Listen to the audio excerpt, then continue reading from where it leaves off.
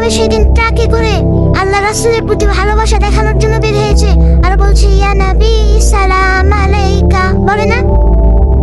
অথচ এই বাক্যের মধ্যে যে আল্লাহ রাসূলের অপমান হয় সেটা কিন্তু আমাদের এই ভাই জানে না। আমি তাদেরকে বলতে চাই, হে ভাই, তোমরা যারা ইয়া নবী সালাম আলাইকা বলো, তারা একবার আল্লাহ তার রাসূলকে কিভাবে ডেকেছে একবার তো দেখো। সারা কোরআন একবার তো খুলে দেখো। এই সমগ্র কোরআনের প্রথম থেকে নিয়ে শেষ পর্যন্ত আল্লাহ অন্য নবীদেরকে যতবার ডেকেছেন সব নবীকে নাম ধরে ডেকেছেন। ইয়া জাকারিয়া, জাকারিয়ার নাম ধরে ডেকেছেন। ইয়া ইব্রাহিম, ইব্রাহিম আলাইহিস সালাতু ওয়াস সালামের নাম ধরে ডেকেছেন। কিন্তু যখন আমাদের নবী মুহাম্মদ সাল্লাল্লাহু আলাইহি ওয়াসাল্লামকে ডেকেছেন তখন বলছেন ইয়া আইয়ুহান নবী কুল্লি আজওয়াজিক, আইয়ুহান নবী। আপনারা তাশাহুদে পড়েন না আইয়ুহান নবী? না তাশাহুদে ইয়া নবী আছে? তাশাহুদে কি আছে? আইয়ুহান নবী আছে।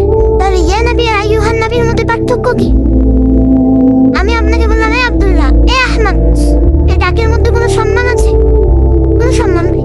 আপনি প্রধানমন্ত্রীকে ডাকতেছেন মাননীয় প্রধানমন্ত্রী, মহামান্য বিচারপতি, সম্মানিত জনাব অমুক অমুক, ডাকেন না?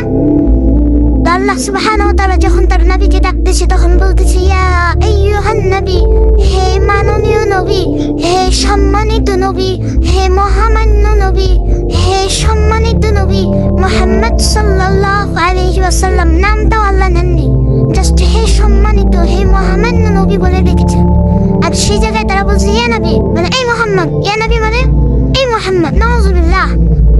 আর তারা বলতেছে তারা নাকি আল্লাহ রাসূলের আশিক। হে ভাই, আপনি একবার চিন্তা করুন যে আপনি আল্লাহ রাসূলকে আশিকের নামে আল্লাহ রাসূলকে